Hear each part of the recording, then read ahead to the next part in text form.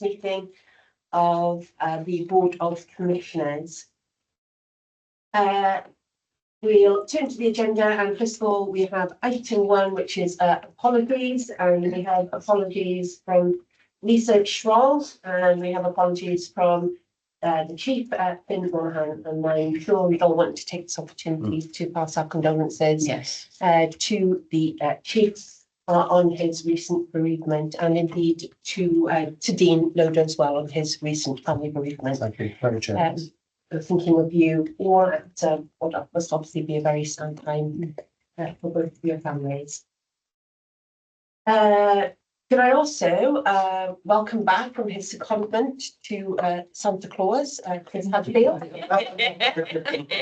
doing sterling work, helping out Father Christmas at this extremely busy time of year. So welcome back to you, Chris. Can we turn to item 2 and declarations of interest? Commissioners are reminded that we are required under legislation to declare any interests that may be discussed this morning. None. Thank you very much for that. Item 3, Chairman's announcements. I don't have any this morning, so we're going to item 4. And that is the minutes of previous committees. So that's first of all, we're looking at the Board of Commissioners meeting that took place on the 25th of October. If you have got a paper pack, that should be page 5 in your pack. Are there any comments, first of all, with regards to accuracy of those minutes? Do they reflect conversations and discussions that took place during that meeting? Yeah. We are content? We're content. Thank you very much. And then second item is the People Committee that took place on the 5th of July, page 9 in the pack. Comments on accuracy. It's a long time ago, but for those that were in the People Committee, don't you? Are you happy with those? Any comments? They're all good. Thank you very much for signing those off. And then if we turn to the update on outstanding actions, they are on page 15. So first of all, we have the Your Health Delivery Group. So that's being discussed today on today's agenda, so that can be closed. And then Dean and David, I'm looking to you to say whether the data is included. So that data is, we can close that one off because that's included. So that is all the outstanding actions which can be closed. We're happy to close those. We are. Brilliant. That's great. Thank you very much. So the next item on this morning's agenda are under section 6, and these are reports for decision. And Alison, you're going to take us through the proposals to introduce market supplements for corporate roles to address recruitment pressures. So over to Alison. Thank you, Chair. Morning, Commissioners. So this report requests the agreement from Commissioners to introduce a new market supplement payment. This is to support business critical recruitment pressures that we're facing at the moment. If Commissioners approve the introduction of market supplements to support recruitment pressures, there is an ask also and a need to amend our pay policy statement, which is our policy statement governing all pay matters. As I've said, this is around some recent recruitment exercises that we've undertaken where we have failed to recruit. We are now in a business critical situation in some of those areas. For example, our finance department has failed to recruit into some senior roles, and we are currently running on temporary appointments that we have procured through a recruitment consultancy firm. So this is business critical for us now. The report includes some data around some of those recruitment exercises for your situational awareness. The report also draws some research that's recently been undertaken by the Chartered Institute of Personnel and Development. That was undertaken in 2024 around the market currently. So I'll say a bit more on that in a second. And just finally, the report itself then wraps up what we need to do from a governance perspective. So the CIPD research that's was undertaken that I've mentioned in the report is saying that employers are facing unprecedented pressures at the moment in terms of market and the labour market in particular. And it says that the top two actions that employers have taken to improve their recruitment processes are, number one is the introduction of market supplements, and number two is the increase in flexible working opportunities for staff. And we have a separate piece of work that's ongoing around our flexible working offer. So that will dovetail and support this piece of work, I think, going forward. There is a technical note that was issued by the Local Government Association, which outlines, it's almost a policy statement around the implication of market supplements for organisations. And what it says in there is that these can be paid where the going rate for a specific job is higher than that offered by the organisation. And it also says that introducing market supplements has to be tightly governed, and there needs to be absolute clear evidence of failure to recruit. So the picture that I'm presenting is one of, we are in this situation where we need to do something. Market supplements is an area of good practice and has been identified by the leading people sector policymaker, if you like, and I'm saying that if we proceed, we do need some very strict governance around this. The report mentions I was meeting the unions last week to discuss. So the accredited reps in particular, so Unison, GMB, Unite, it was tabled for discussion, and the essence of the conversation there was around practicality. So how are you going to sort of fund this? Are you robbing Peter to pay Paul? And they also acknowledge that flexible working is a concern for them, and they want us to drive forward that agenda as well. So those were the areas that they raised. There wasn't a view of this should not happen. It's kind of, it's just we want clarity around the gubbins of making it happen. We also need to be mindful, separate to the unions, that there are equal pay considerations that we need to be alive to. And the technical note issued by the LGA states that you need to have very clear governance arrangements around introducing market supplements to ensure that you don't fall into a trap of, being in the wrong place in terms of the law on equal pay. So what we've done is Appendix 1 suggests an application that would be made by the recruiting manager, and that would require a clear and robust business case that would be assessed by senior people. So I'm talking the head of finance, head of HR, and some sign off at sort of exec level as well. So that's the sort of equal pay perspective. In terms of the qualifying criteria for payments, as I've said, the briefing and the application process would require evidence. And this is hard evidence. So what have we done to recruit? Where have we failed?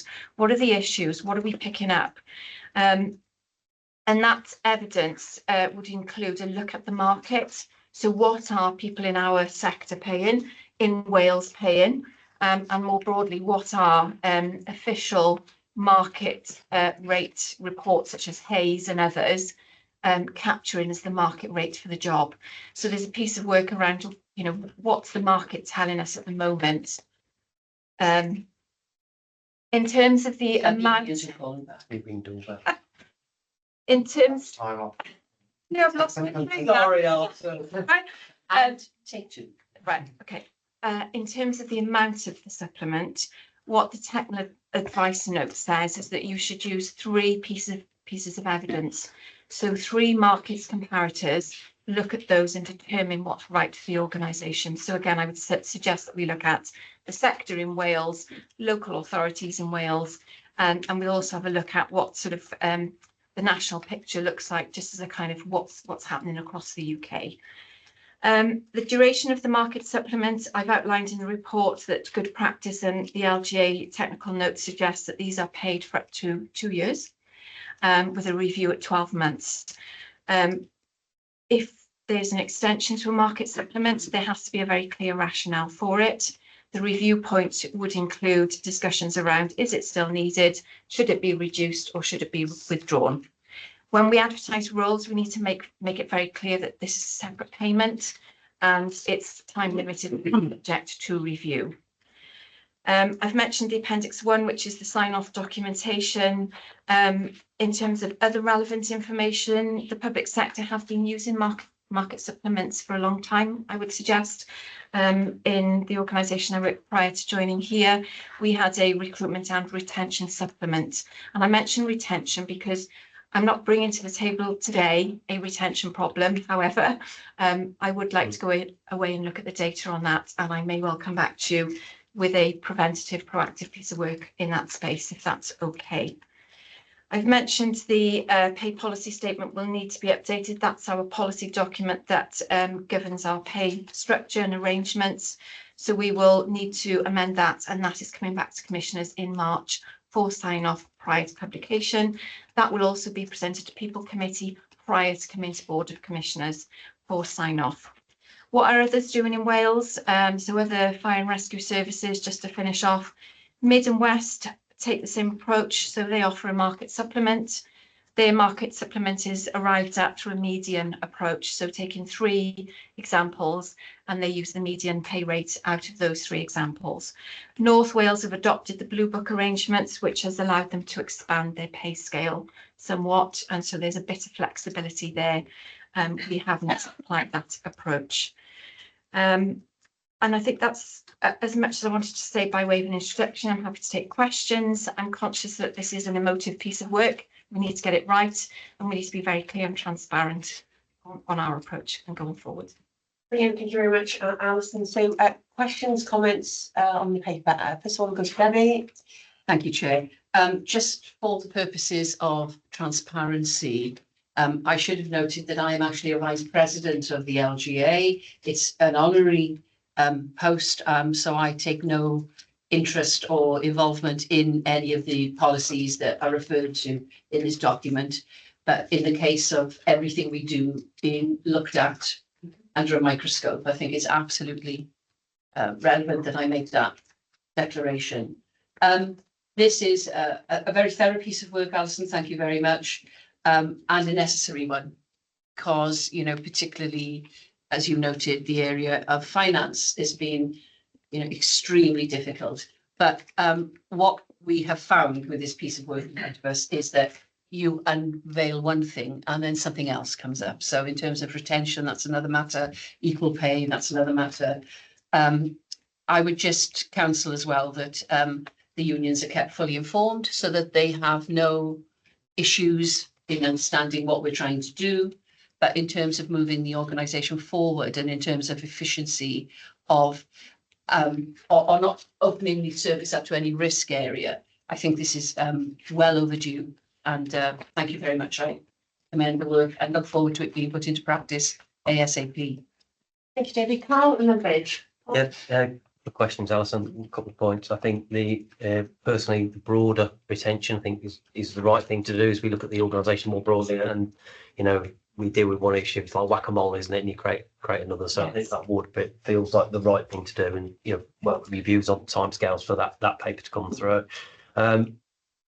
Interesting to your view on particularly review the individual, but when do we review the policy? So would we look to review the policy after 12 months to see the impact and also to see the potential costs that are coming through, as for this to come back to this environment to kind of see what actually the impact's been, and is it meeting the aims that we have? You know, just have a thought around that one.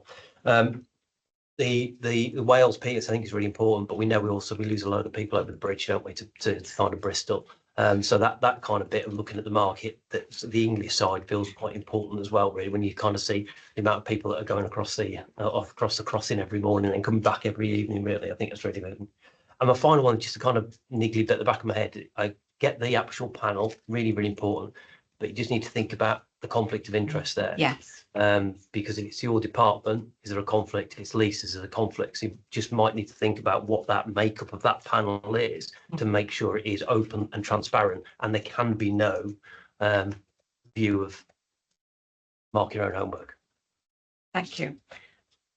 Shall I answer those now? Please. Yes. Okay. Thank you. So I agree. I would like to bring the policy back for review, perhaps through the People Committee, and then up to Board of Commissioners, and there's transparency around what have we implemented, what does that look like, when are we reviewing that?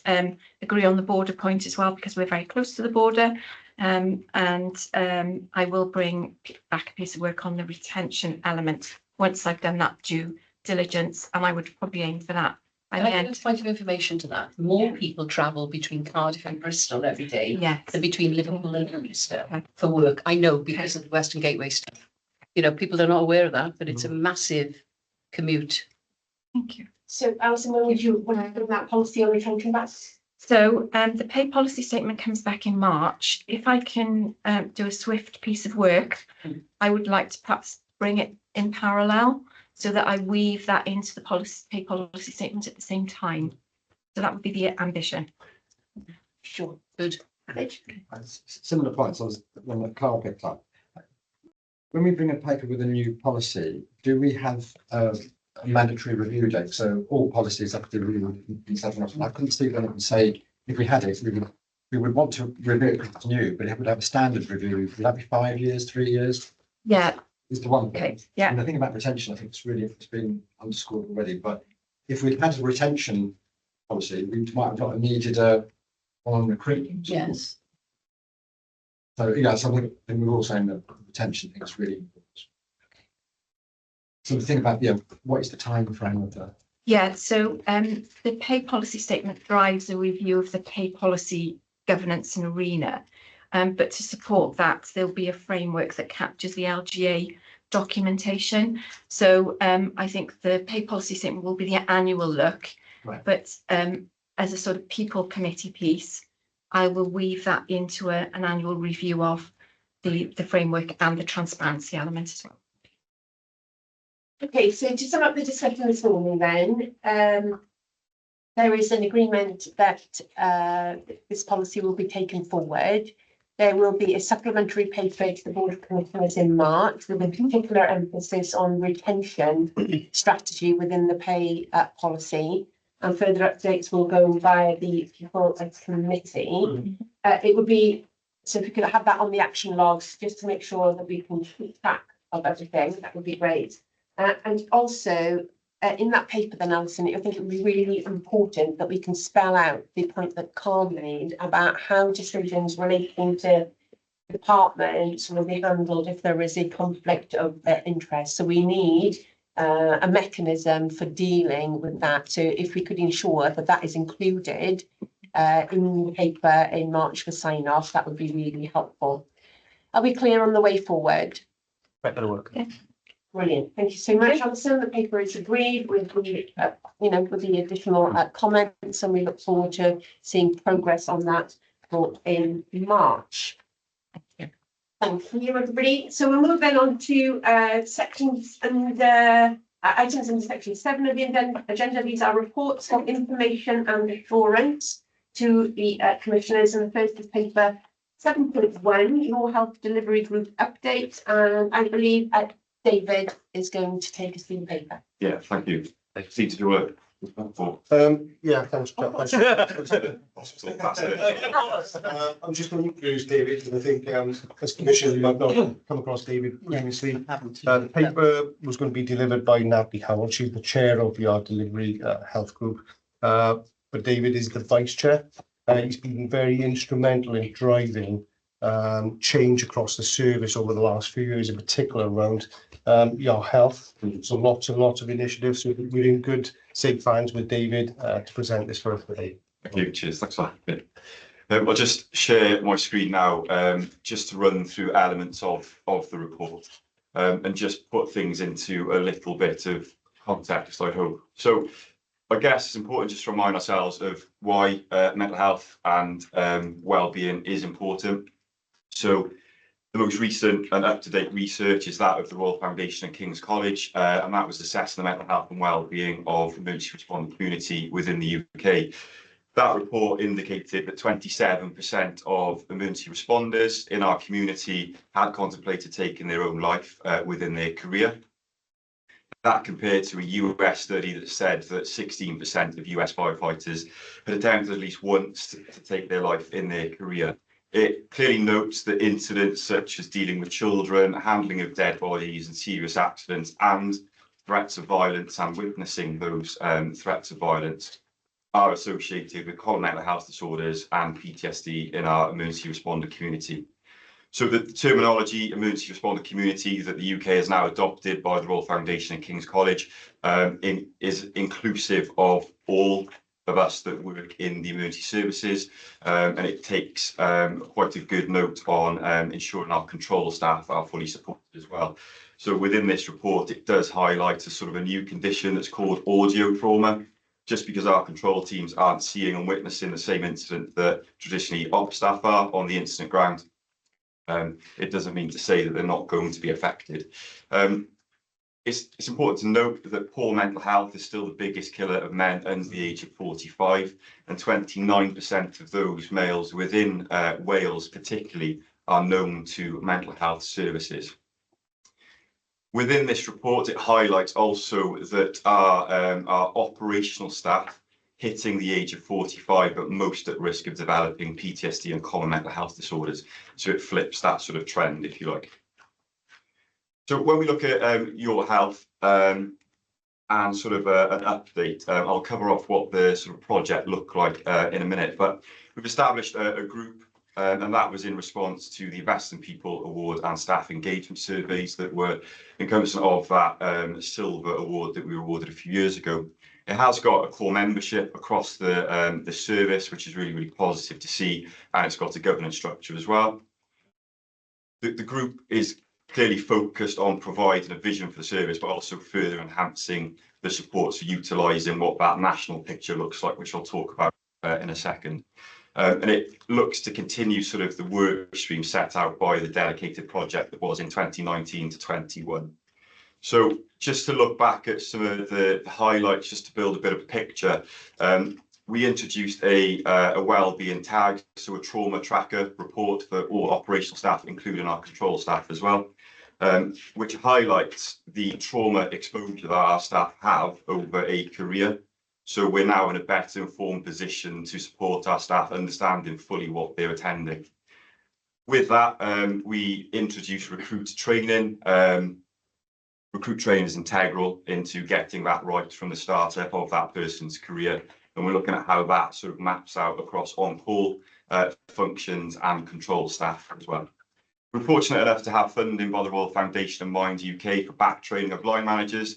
And we established a strategic board in partnership with the Cardiff Vale University Health Board as well, just to establish from a clinical point of view how we can best support our teams as well. NHS patient closure is a key one close to my heart, that we understand what happens to that patient once they've gone off in that ambulance. So crews now have a mechanism of understanding, sadly, if that person has died, but what interventions we provided, and we can then tailor quite a clinical debrief with our teams in EMERT, so like HeliMed teams, but also if there are clear successes, and that's something that we should be celebrating as well. The staff engagement group we've still got, and I'm pleased to say, is functioning and working really well, in terms that we've got a lived experience group of staff across the service that allows us to sort of test those ideas, but also sort of understand sort of frustrations that might be coming from different workforces across the service. We've improved our mental health and sort of well-being understanding across the service. And I think a key part of that, I know there's some of us in the room that are family support officers. So we've had a number of deployments over the years since this was brought in. So our family support officers support families of our firefighters and wider staff groups that may have suffered a serious injury or death in the workplace. So we're now in a position similarly to sort of the police setting of a family liaison officer, but a family support officer really focused on just supporting and aiding that family in terms of recovery. And clearly sort of the Wellbeing Award was a key highlight.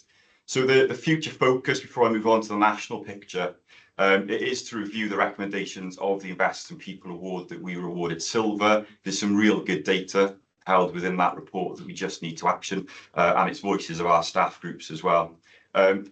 This was one that was brought from the Innovation and Improvement Group from a staff member, and it's being supported really by the Firefighter Charity in terms of having booklets for our families. So in terms of pass out parades, we should be having booklets for families, just to say like, what is this person joining and what support mechanisms are available for staff and their families. Reviewing the post-incident provision is actually a really good place for us to be as a service.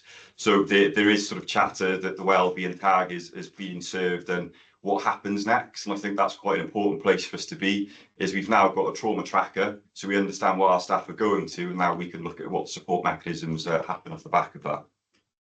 And I think the key bit is sort of the last point is to secure a budget to further support that Your Health delivery group, which goes in line in terms of publishing the wellbeing calendar of events. So if there are events like World Mental Health Day or Menopause Awareness Week, that we've got a full understanding of what budget we can attach to some of those events to make it more inclusive and engaging for our staff groups. So the national picture, the NFCC has a wellbeing framework.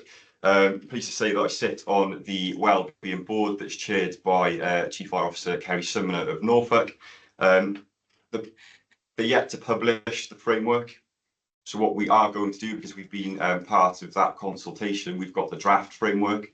We're planning to align all of the Your Health outcomes in line with the national framework. So we'll be in a really good place once that framework gets launched. There are visions of training and development packages coming from the NFCC, which I think we should be supporting as a service. And a key part of that is leading practice examples. So I would like to say that the amount of contact we've had for family support officer networks and how we've utilised family support officers within the service by other services, that we would be seen as sort of that leading practice within the NFCC framework. A symposium is planned for January. And once I get more details, I can obviously share those invites out. And just really to finish off on a Royal Foundation, so His Royal Highness Prince of Wales chairs a senior board of emergency service personnel, so NFCC chair, NPCC chair, and other sort of equivalent chief exec roles across the sectors. They've agreed for me to chair a national group that looks at child and young person death, which is a really sad place to be, because ideally we wouldn't want that group to be established, but it looks at the impact of child and young person death on our emergency service responders. We've got funding agreed from the Policing College and the Blue Light Card Foundation. We've secured £20,000 worth of research funding to look at how we respond to child and young person deaths differently. But most importantly, probably for us as a service, is understanding how young people die. So ONS data, it's all over the shop. Different health boards report differently in terms of what is categorised as a young person. So once we understand what's causing those deaths, we can hopefully sort of support our staff groups in understanding the types of incidents we're going to. There's also a pilot in terms of community cohesion. So ELT have been briefed on, once we have a child or young person death in our community, how do we as a service with responding agencies help that community recover? Because what we see is that ripple effect, but actually it's not a ripple effect, it's almost like a tsunami effect hitting sort of the NHS door a number of months later. So the pilot that I pitched to the Royal Foundation that has been endorsed in terms of the service as a pilot is when we look back at the Coed Ely incident, literally just up the road, a number of fatalities. We had a fire station that was probably 5 minutes away. So 72 hours we could, working with partner agencies such as Tuish, a local charity to us, open up a fire station to allow that community to sort of just house themselves for an hour or two, just to get that sort of broader support really. The hope is it stops sort of that burden on the NHS, but I think that the real hope is that community sort of recovers and understands what that child death has had on the sort of the community. So I appreciate I've probably gone over time. I'm really passionate about this. I think there's lots of work that we can do as a service as well. Brilliant. Thank you so much, David. Really appreciate it. Great presentation, and it's great to hear not only about work that you and your colleagues are doing locally, but actually flying the flag for South Wales on a national stage as well, at the forefront of innovative practice. So that's really good to hear as well. Rachel, I'll come to you first. Right, thanks. Yeah, really interesting presentation, and thank you for all the work. You're passionate first come through, including your request for a budget. Yeah. And got a notice, thanks. But otherwise, actually, you're just trying to influence everything, aren't you, as opposed to being able to deliver things of your own base. So, and I can see how the presentation referenced into the report. The bit I wanted to ask about, and might not be actually just yourself, might be Dean as well, was the appendix 1, which was something we'd asked for before. I don't see how that's referenced in the report, except as it's attached as appendix 1, because when I look at the data in there, it's quite revealing. I think it's good that we've got comparative data, because otherwise we're marking ourselves against ourselves. And it shows, if you look at the number of accidents, the trend is up. If you look at the number of accidents per 100 employees, the trend is up. Even if we look comparatively, other organisations have managed to bring it down. When you look at on page 39 about people, the average number of days lost per accident in the last 2 years, that's, we're talking hundreds, a couple of 100% more than our comparative data, which is, so I'd like to understand what's going on behind that. And then moving on further, the near misses. One of the things about near misses is about how we report. It's quite often people don't think an event meets a threshold, whereas really it's like the iceberg, isn't it? The event is the bit above, but there's this huge amount of near misses, which gives us quite good trend data in terms of the areas we want to look at. And just like the riddles, that we just seem to be getting into the high point in the last year. So I wondered what's happened in the last 2 years for these numbers to be increasing, and particularly with the when you look at the average number of days lost per accident, you're a real outlier. So just the broad stuff relating to appendix 1, I think the presentation of the report is great. It's just narrative. Maybe Dean, I don't know. Yeah, I'm happy. Yeah, I'm happy to answer that much. I think it's a bit of an apology, really. I think because David's perspective to come in was a supplement to the health and safety annual reports. I think the asking the commissioners at the time was we've included your health delivery update within that. So going forward within the annual report, we'll collect all the information that David and the group are doing, and that'll form part of the annual report. So this was a supplement in terms of the previous board commissioner meeting. The comparative data was a request from yourselves when I presented the annual report yourselves. Is there an opportunity to gauge us against other services around the UK? Within the data, I think it was a bit disappointing because we put a request out and we had very little feedback from some of the services. You can see there, it was literally 4 or 5 services providing their information to us. So it's not easily accessible to gauge ourselves, I guess, across 49 fire and rescue services. We picture ourselves against a very, very small number that have offered their data to us. I think this is probably aligns to some of the things you referenced there, Virgin, in terms of RID or some of the sickness. We picked up within our health and safety annual report and some of the actions that we need to pick up, through the health and safety team in around understanding why that is an issue, why our RID or sickness days seem to be a lot higher than some of these other services. What we are pitching to do is to try and gauge a better perspective from around the UK, because obviously these only a small number has replied to our freedom of information request, that we probably need to pitch it and try and get some more data back to help feed us and give us a clearer picture. But there's clearly improvements for us to do in-house in terms of some of the data. So, notwithstanding the point about having a broader data set to make comparisons, the trend would seem upwards. So I guess having identified that trend, and wanting to investigate further what's behind that, is then action arising out of that. So what would be the proposals then, Dean? So having analysed the data, what's going to be done with the data to try and drive those numbers down? Yeah, so the annual report and all the data there sits with health and safety. So following the last Board of Commissioners meeting, when some of this information was raised and the comparative data there, it's on an action plan sat down with the team. I mean, what I could suggest is probably mid-term report and come back to you with some of the information and maybe in around what recommendations we made, what actions have we taken as outcomes, and then provide you with some more data. Great, that's great. So we'll take that as an action then. We'll have a mid-year report back to look at some of those data trends. Carl, please. Yeah, and just on that point, I think as you say, we just got to make sure we're comparing like with like, don't we? Because if we're comparing apples and they're oranges, there's a bit on that one. But yeah, I absolutely agree with that. David, really, really like it, and huge thank you for what you and the group are doing around this. A couple of questions there. Really like the family booklet. I think, you know, people join public service, don't they? And their family think they're kind of be doing one thing, actually it's completely different. So that kind of breaking down some of that myths. And also if you see the signed piece, you know, it's really important. I've certainly lost far too many generally male colleagues to suicide. So you know, I'm not opening the checkbook, but that support bit, both I'm sure from commissioners, but also that financial support to drive some of this activity feels really, really important, really. And I think I know the answer.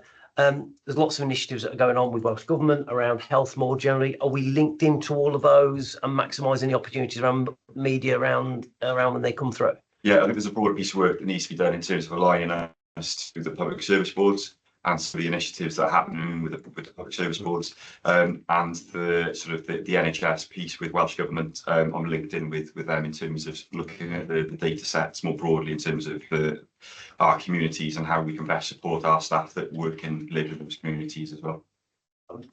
Yeah, my understanding is that the Welsh Government will be publishing a new suicide prevention strategy in the new year. Yeah.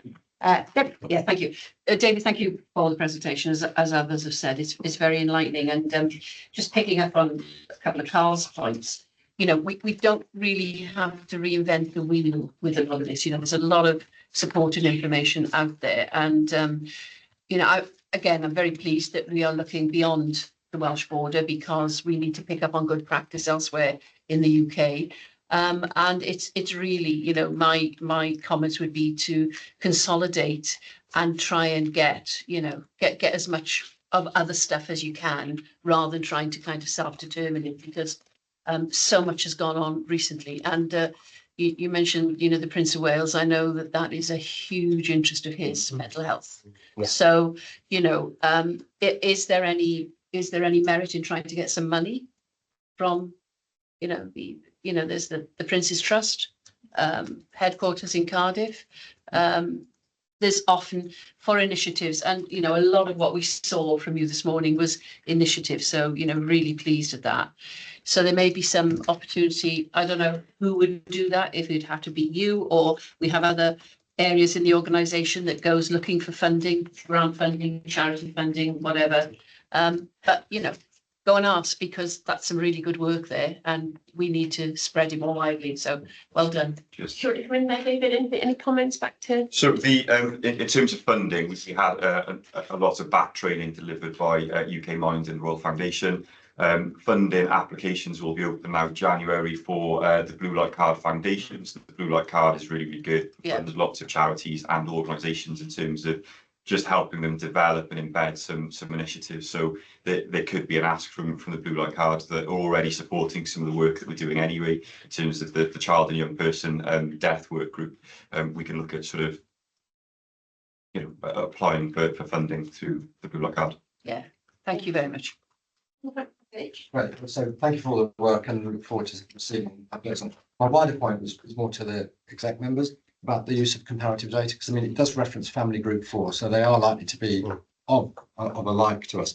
I guess when we're using data that talks about performance, we should, if we can, use comparative data, so we then understand where we sit within the sector, the broader sector. So just a marker for later.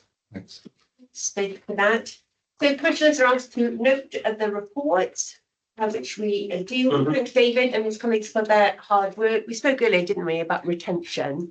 You know, this is an integral part of our retention strategy, isn't it? About making this a great place to work and having that support there. So this is integral as perhaps, you know, some of the pay strategies, that if you work here, you're going to be, you know, well looked after, and these issues are going to be attended to. So thank you, David, for coming along today. Thank you. For all your work. I'm sure if there was more out on the ground that you wanted the commissioners to see or to participate in, just let us know. Yeah. Wonderful, thank you so much. We'll move then on to 7.2, automatic fire alarm response, and our changing approach to this area of our work. Mike Wyatt. Thank you, Chair. Thank you, Commissioners. Purpose of the report, just to provide an update on progress. As you know, a significant amount of work has been completed to date. with momentum maintained as we approach the go live date of the 6th of Jan. Our engagement and education strategy has been effective and continues to be effective, which has led to many changes to date as we go along this journey. This includes listening to the alarm receiving centres who raised concerns for those in specialised housing, such as sheltered accommodation and extra care facilities. This led to a change request where we will now attend those buildings at all times.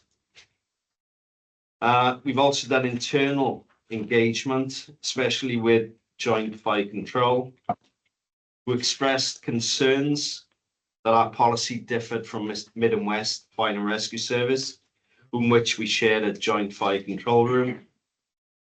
This led to us reevaluating our approach and bringing our procedure more in line with Mid and West, whereby we will now attend all residential premises, both during the day and the night time.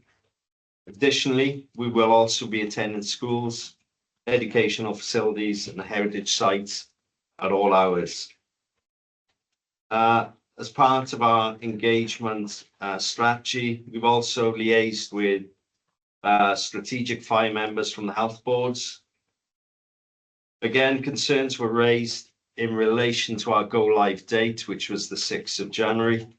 So following much consultation, we've now agreed to move our go live date for hospitals to the 7th of April.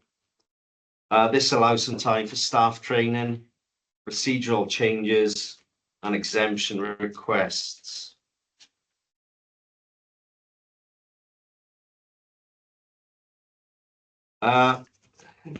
In relation to percentage completion, we are around 95% complete now. Training has been ongoing with fire control, making sure that they're aware and they're ready for the changes as they come in January. Currently, next steps, we've got a radio campaign that is now live throughout December. So again, it's making sure the communities are ready and stakeholders are aware. Training package has been rolled out to fire control. And following the go live date in January, we'll then enter another phase of monitoring and evaluating the project, which we can then provide updates in future meetings. So, any questions? Thanks, Mike. Carl? Just one question from me, really, Mike, and it may well have been picked up at the group is, before we hit the button in January and then in April, are we doing a last comms to people, letter, commissioners, fire service saying, right, it's going, or is it, right, we've engaged with you now, that's it? I think there's been continual engagement. It is just going live in January. Would we have, before we move on to other questions, would we want to do a final sign off to final confirmation to key stakeholders? Is that possible, Mike? We can do it.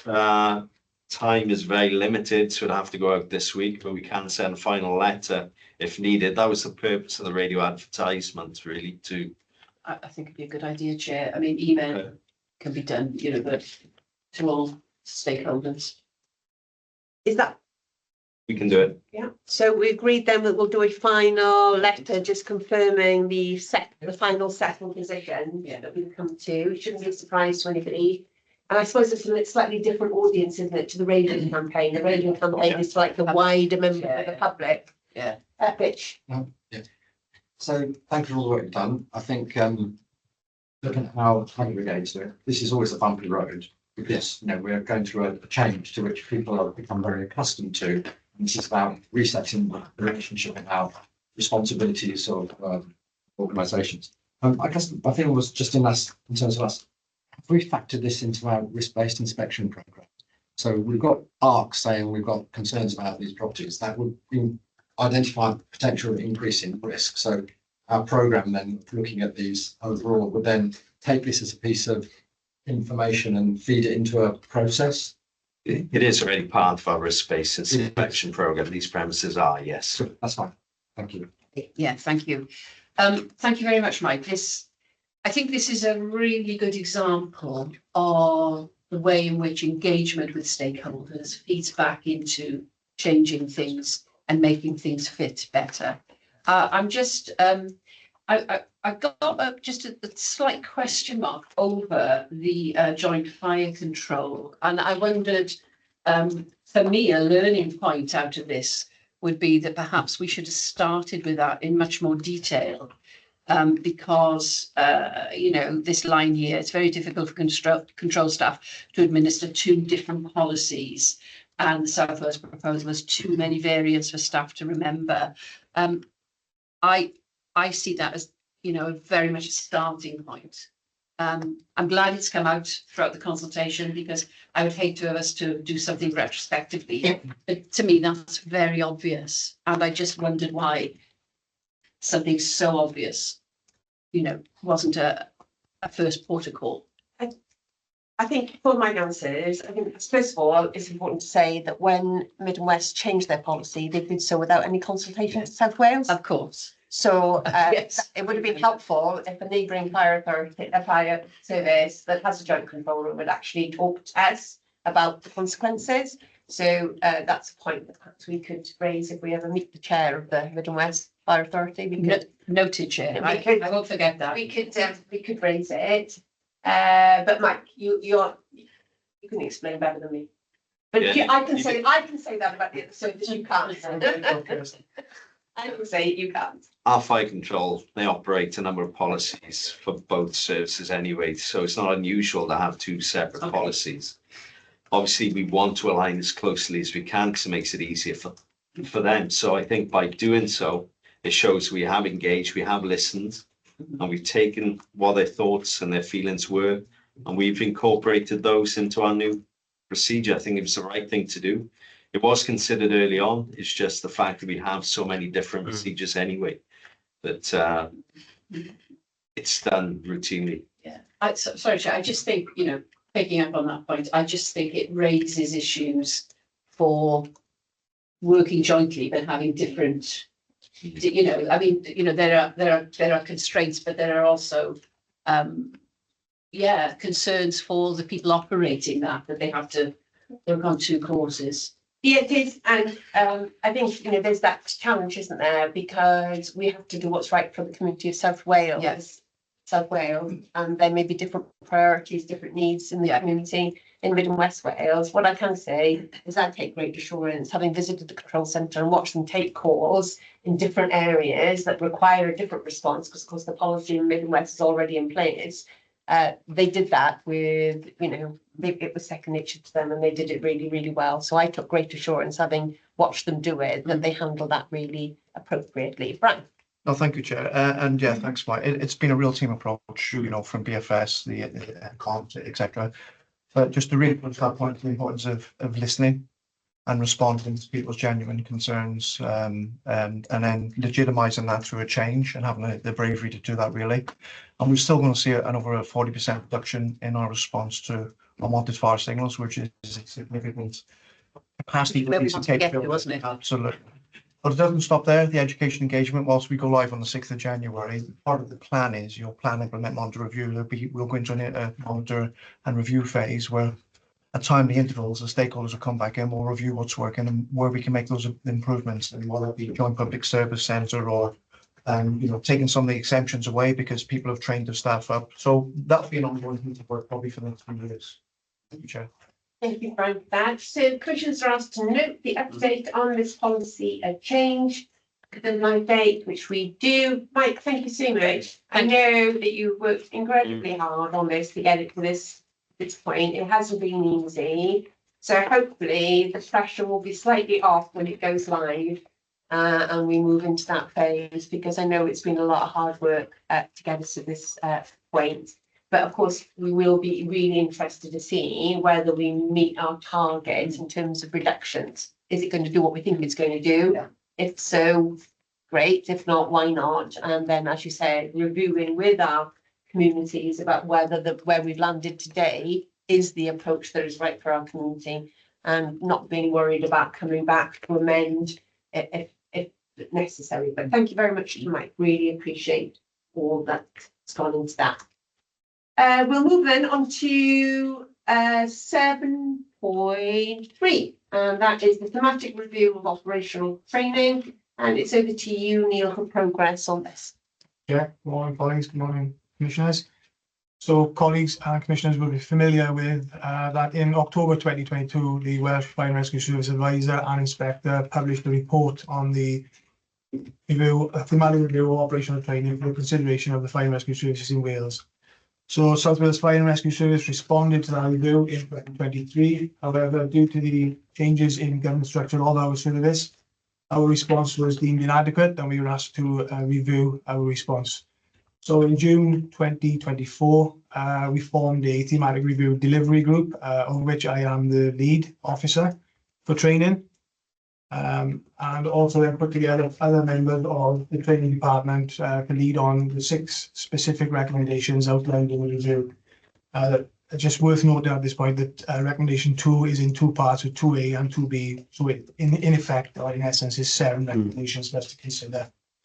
So in terms of, I'll be able to give you an overview of our current progress to date in terms of all of the recommendations. So if I focus on recommendation 1, this predominantly recommends that the service reviews its training needs analysis in terms of our operational firefighters across the service, and it focuses on firefighters and supervisory managers, so firefighter, crew manager, and watch manager, and their core competencies, 9 core competencies, and in our service, 21 additional competency areas. Currently, we have 1 training calendar for all 47 locations across the service, including day duty firefighters as well. So the aim of the team and the operational leads for that particular recommendation, which is the Group Manager of Operation Development and the Station Manager of Operation Development within Cardiff Gate, is to rewrite the training calendars for individual locations across the service. So every station will have a bespoke calendar that's bespoke to the risk that's contained in their community. So they'll be training less on stuff that isn't pertinent to them and more the stuff that is pertinent to them. And in terms of our progress to date, in terms of recommendation 1, we are currently 40% complete in that area. And there will be a paper coming to commissioners early in the new year outlining our way forward in terms of that and our proposal in more detail and some of the requests that sit around that proposal. In terms of recommendation 2A and 2B, so 2A focuses on the whole-time firefighters and 2B focuses on on-call firefighters or firefighters who work in the system.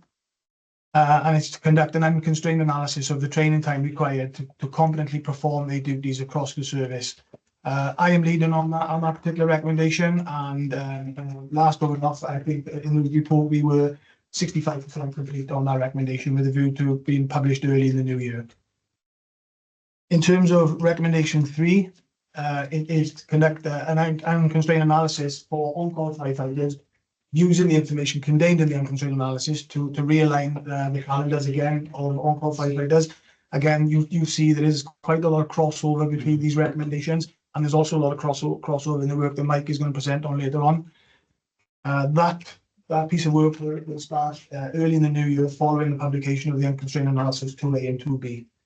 In terms of recommendation 4, it was for us to develop micro teachers for all the disciplines that are not contained in the firefighter development manuals. Again, we are currently well on the way to producing them. But again, another paper will be coming early in the new year with perhaps a request for additional support.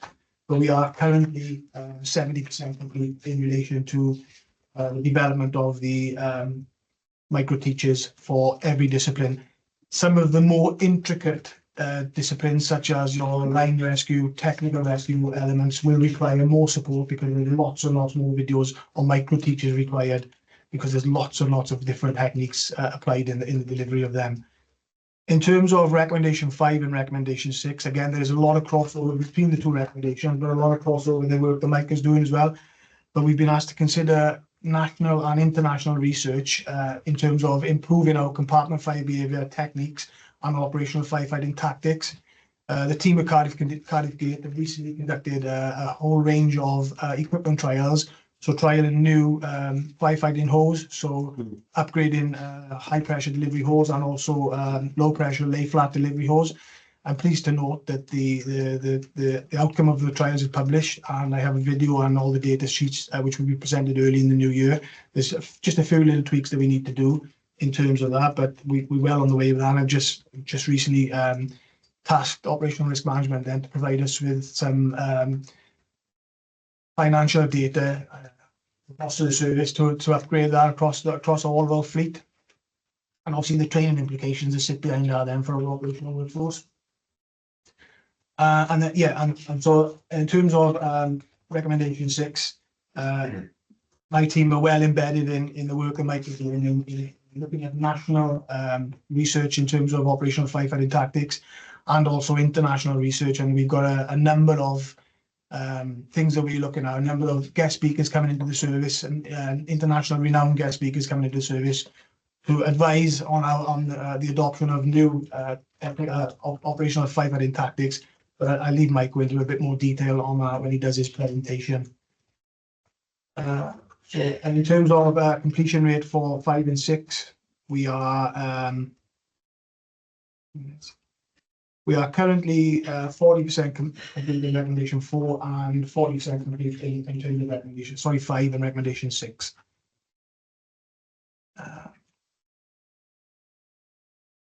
So in terms of regulatory and statutory and policy information, obviously we have to consider national and international guidance in terms of that. And I think that's it.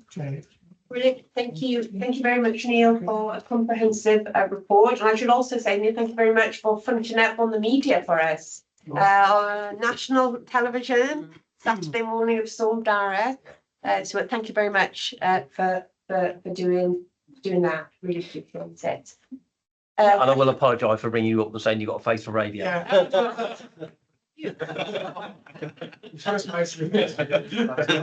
I think you did a great job. It did. Yeah, you did a good job. Carl. I've got two queries, right? And this kind of lack of knowledge, probably, Neil. Firstly, thanks very much for the really helpful.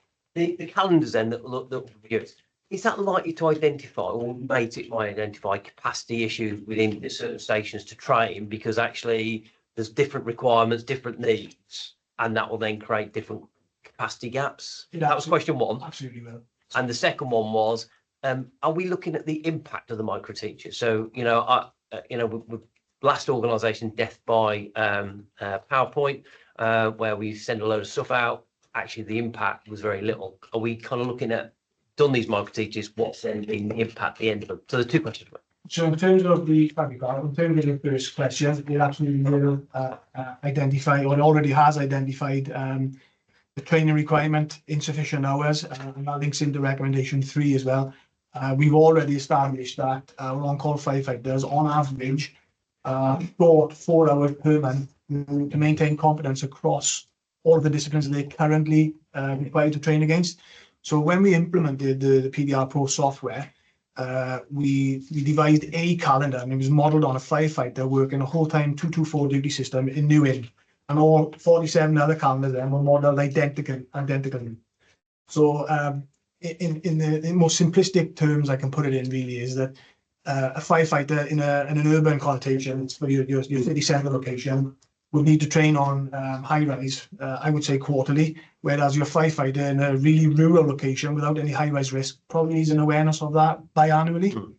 So in terms of, we probably will, or we definitely will have to strip some things out of our on-call firefighters in rural locations to make sure they have adequate time to be able to competently and confidently perform on the risks that they're required to.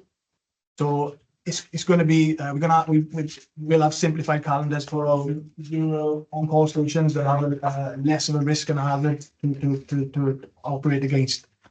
And in terms of the second question, the impact of micro teachers. The feedback we've had currently is that some of the maintenance of skills videos that we currently employ are perhaps too onerous and perhaps too slide intensive. In fact, like I think off the top of my head, like your hazmat, your hazardous materials slide, it's like 80 slides long. it's almost death by PowerPoint, and the feedback we've had, that people find it really onerous and difficult to navigate and sit through for, you know, your 30-minute time span is probably your optimum time span to maintain people's attention during a lecture. And that could go on for like 2 hours. So, you know, it's not great. And the Welsh Fire Advisor identified in his inspection that we were the leading of the 3 fire and rescue services in Wales, that we were the front runner in developing the microteach, which was short, snappy, informative videos. So that's the kind of feedback we've had. So the feedback we've had is that they are better than the current model that we operate. So we would encourage to develop more microteachers as opposed to long, drawn out, heavy slide with little images, and it's more inclusive for everybody's learning style. So there's some imagery, some text, some Q&A. So how are we going to capture the impact then? So we've listened to the feedback, we've recognised what people like, what people don't like, what's more effective or more likely to be effective. So how are we going to monitor the impact? Yeah. I think it's probably pertinent, Kirsty, for us to do some sort of survey when we develop them, or when we're in the process of developing, to discuss, engage with the end users and discuss how they interpret the information, how they digest the information. I'll come to you in the end, Brian, for you to wrap up. If I go to Vision and Debbie, and I'll come to you.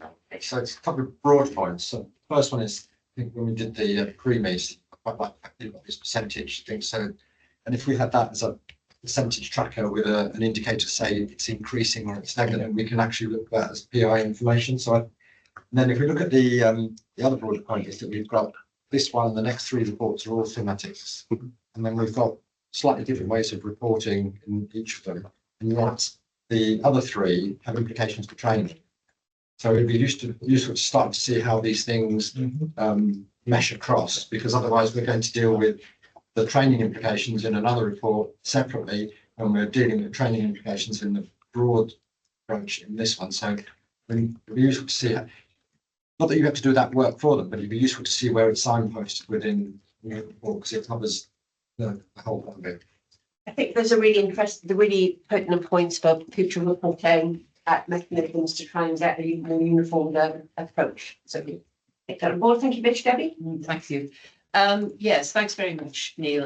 The Chief Fire and Rescue Advisor will be updated in an ongoing fashion, or is there going to be one report at the end? I'm not quite clear how he knows, because this is very good work. I want to know, and I want him to know that we're on it and doing it, and, you know, really getting to grips with it. It is going to be in an ongoing fashion, and Yeah. you met with him last week and give him in terms of an update, for a general update in terms of the stuff that Mike is working on. But Good. Brian?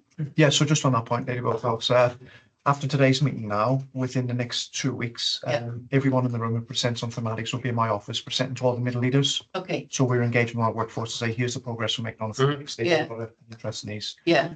And after that meeting then, we get the Chief Fire and Rescue Advisor and Inspector online. Yeah. And we update him Yeah. as we are with thematic review. So we've built that into our Excellent. engagements. Just for that Excellent. point. Because you've got to tell him again, you know. Is on the micro learning, I mean, you know, with my background in teaching, you've got about 12 minutes to capture somebody's engagement. After that, they're staring at the wall, or in the case of a classroom, throwing stuff out the window. So, you know, micro is much more effective, and the different, you know, learning styles, kinesthetic, etc.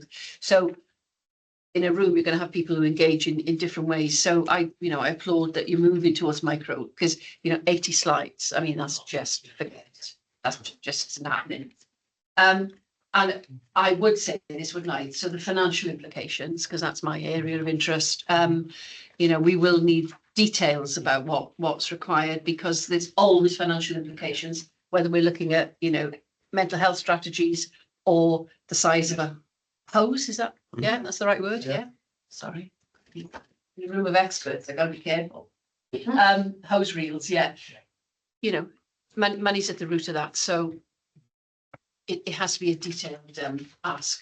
thank you, Lily. I've got some of that information will be supplied in my next report. Thank you very much. Thank you. So if there are no further questions, the commissioners are asked to just of all note the update on the report. And then obviously the implementation of the thematic reports are a key terms of reference for the commissioners for us to take assurance that there is a programme of work that enables us to fulfil our terms of reference implementing reports. Sorry, Jay, and it's not for Neil, but I do wonder, Christian, whether we need to pick some of this to feed back into the intervention oversight forward from Welsh Government. Appreciate you're doing the fire advisor, but we probably want to see progress into that. Yes. As well. Yes, Yeah. of course. Yeah. Absolutely. And we will find a way of doing that in a concise way, so we don't have to ask anybody to write reams and reams of extra No, stuff. Okay, brilliant. Thank you so much for that. Thank you, Neil. Can I ask you to swap out? Yeah. For Mike? We'll be presenting you a little bit later, but we'll go back now to Mike Wyatt for the grant review. Mike, before you start, I'm very conscious that I'm doing a terrible job of chairing this. We've got quite substantial reports left to get through. So take it as the commissioners have read the papers, Yeah. but if you could just pull out what's really important and in this report, what you need. Thank you, Chair. Thank you, Commissioners. So I think just to point out, first of all, this report is looking at phase 1 recommendations. You also have the fire service in Wales, learning from Grenfell, and more recently, the phase 2 recommendations. So significant work's been done to date by a team, a very small team of passionate, dedicated individuals. But progress is limited. So especially going from a dynamic project such as the AFA, this has been ongoing since 2019. So to identify exactly how much progress is being made, created a live action tracker. So I'm able to monitor the percentage increase month on month by those individuals responsible for the actions. We are up to around 49% complete against all actions. But what is a real concern is these individuals are doing this work outside of their day-to-day role. So we're putting a lot of ask on those individuals. So the main element of the report is recognizing that progress isn't sufficient. We're not completing the actions as we should be or need to be. And therefore, what we're looking for is a dedicated team. We used to have a dedicated team. And we want to go back to a team of individuals made up from our current workforce. There is no cost to the service. We will take individuals from various departments, put them together with their sole aim of achieving all the actions and objectives of phase 1, 2 on the Learning Wales. So that is paper. Thank you so much, Mike. And can I just say, I just really appreciate the candor and the honesty in coming forward and not trying to say that things are better than they are. You know, it's really important that we say it as it is so that we can make the progress. So I'm really grateful for Mike for, as I said, candor and his honesty in saying things are not progressing as fast as we want them, and for proposing what the solution is to that. So thank you, Mike.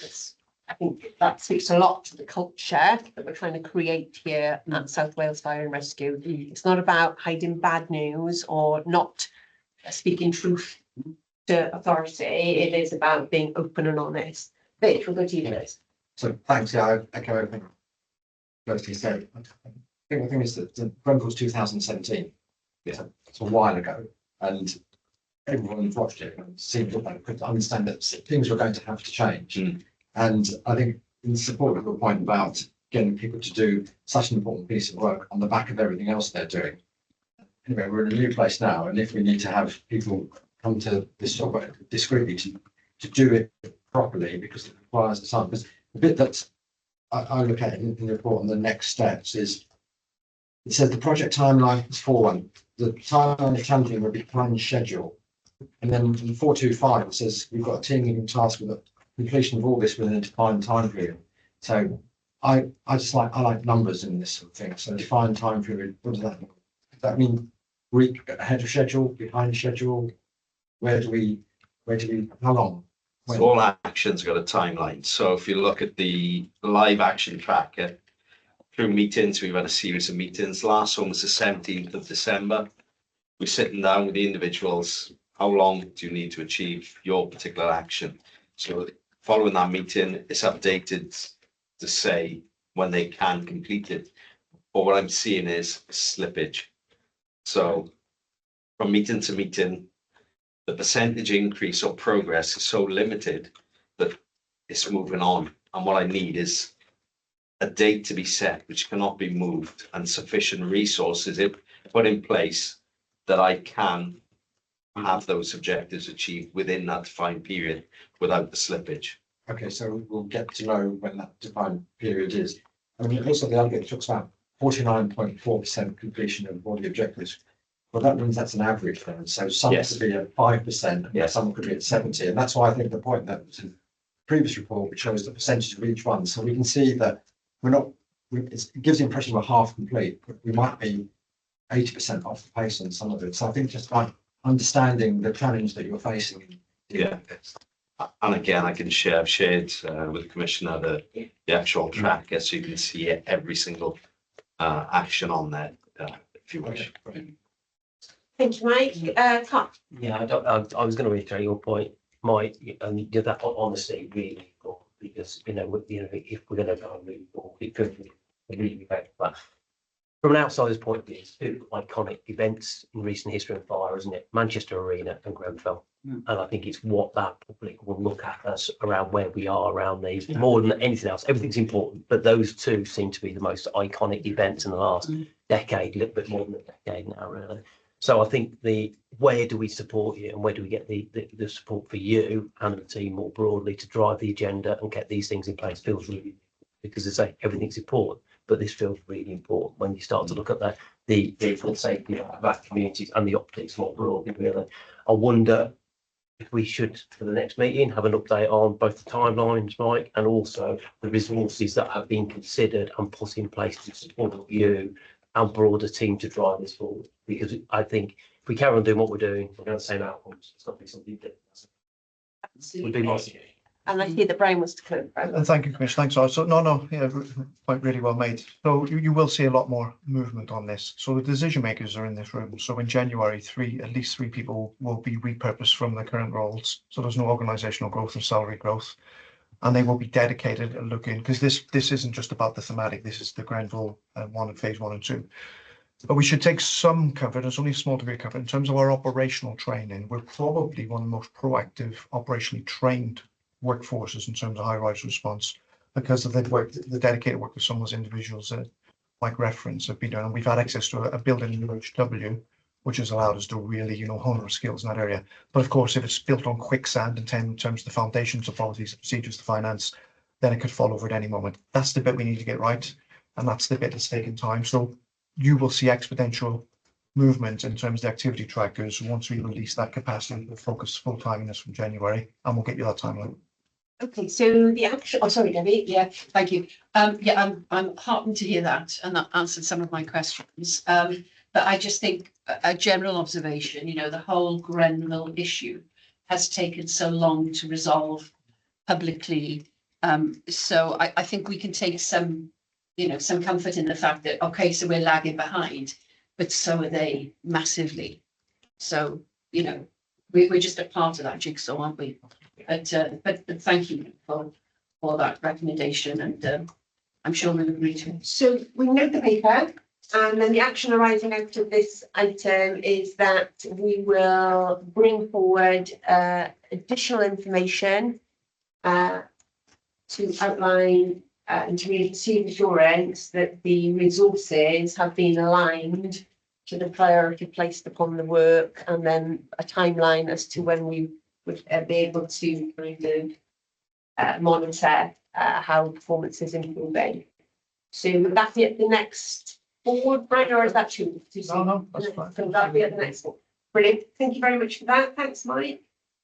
Should we move on then, everybody, to 7.5, and that's the thematic review on broadening the role. Matt. Good morning, all. Thank you, Chair. Good morning, Commissioners. So the purpose of this is to give you a broad update on progress against the broadening the role thematic review. As you've been aware, the broadening the role thematic review focuses on 4 areas. What I will recommend within this update, you will just focus on how we are looking to improve the productivity of our full-time function as opposed to our on call. And again, just to reiterate, and Neil has already spoken about this, there are elements of Neil's thematic review which do cross over into the broadening the role, and that is certainly 2A and 2B of Neil's recommendations as part of that. But that isn't going to stop us making progress against the 4 recommendations. What we have done as part of this recommendation change within the report is do a lot of engagement with staff as part of it, because the importance of taking people on that journey of change with us, rather than people feeling it's being done to them. And I think that's really important with this, because as you'll be aware, commissioners, this is a very emotive report, the thematic broaden the role, because it talks about shifts as part of that. But what this change is doing is laying that foundation for what Neil is looking at, but also building that capacity that we're expecting from Mike's AFA project, or that 40% reduction on our operational capacity. So filling that gap with the training that's required to ensure our staff is effective as part of that. So we have developed a delivery board focus group, and that is from a cross section of the organisation. And what is pleasing to see with this, early, right from its inception, we were able to get the chair of the FBU as part of that board. So they are part of this board. So that engagement and everything we're talking about moving this forward is done in social partnership with them as part of it. So what we've got here is a draft proposal that's been developed to optimise allocation of time. So we talk about time blocks, recommendation 3. So that has been done, and that's the enhanced station-based activity. And again, it's being mindful of the work that Neil is doing as part of this stuff. And this will look at the broader reform and strategic focus of our Operational Response Directorate. So this has been delivered in what is called Operation Reset. An Operation Reset will look at the operational delivery of our frontline crews. And this, we are looking to initiate this on a trial basis across 10 stations, whole time, as of February this year. Sorry, February 2025. And again, the key focus of Op Reset will be the blocks of time, but also we'll look at behaviours and empowering leadership as part of it. So the key point being that 40% allocation we like to see in capacity will be filled with training, preparedness and prevention as well. So as part of that, so yeah, as part of it as well, we're looking at, and it's being developed, and I was talking to one of the individuals this morning, is around how we capture what crews are doing, and that effective publishing of it is being captured. And this will feed into future station plans, which will initially feed into the redevelopment of our organisational CRMPs. We are mindful as well that I've already alluded to the emotive concerns of some of these. So, I mean, there are risks if we were to go with all 4 recommendations immediately, and that risk certainly sits upon morale and may see us fall into dispute with the FBU. So on that, there's been significant engagement with strategic leaders, there's been engagement with station commanders, but also as well now, early January, I'm engaging and going through the full set of Operation Reset with the FBU. We've had discussions within our joint consultant forums, and the overarching, there is no major concerns of what we're talking about in the blocks of time as part of that then.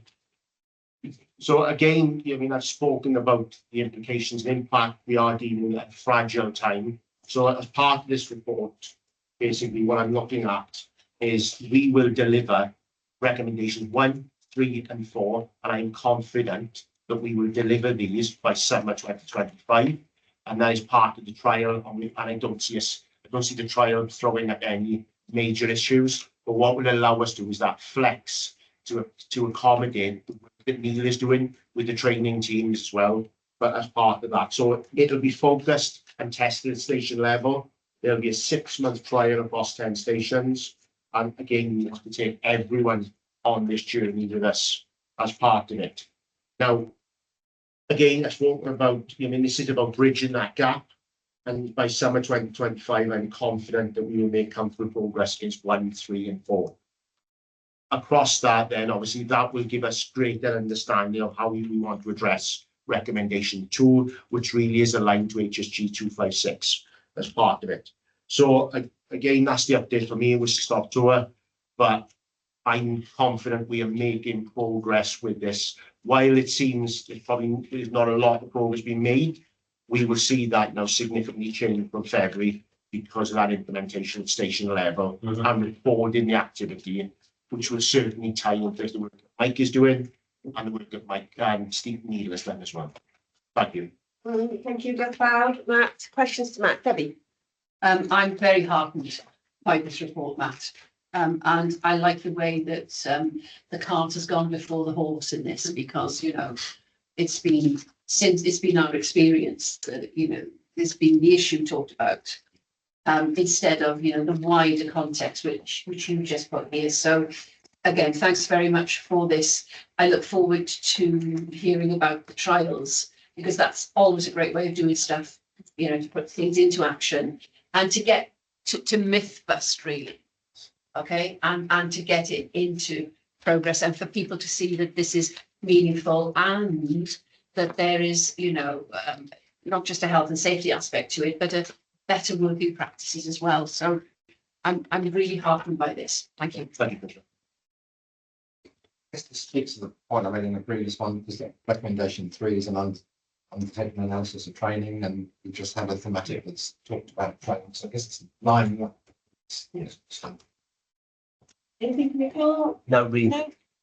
Great, well, thank you very much, Mike, for that, Matt, sorry, for that update, and just to reiterate the point about the partnership working, social partnership is going to be really, really important. So great to hear that you've been able to bring people in at this stage. So we look forward to further updates from you at the appropriate point. Thank you. We'll move. Yeah, I'm really sorry because you've asked me on it. I suppose it's just that internal messaging comms piece really around this, isn't it? Because it's so. Yes. Some parts, yeah, I'm trying to think of the right terminology there, but that'd be really rude. But yeah, it is. I suppose you're just happy you've got what you need around that. Yes, yeah. So one of the other things we got as well is we'll do monthly updates with all operational crews. We do that anyways, as a standard course within operations, informing them what was on in the organisation, what's relative to them, and we'll use that to myth bust as well, but in collaboration with the FBO.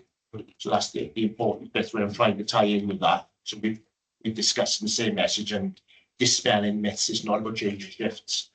It's about developing an operational function that's future fit. So key. Brilliant. Thank you. Thank you, Ben. So shall we have to move on now? Yes. Yes. That's okay. Tell you off later.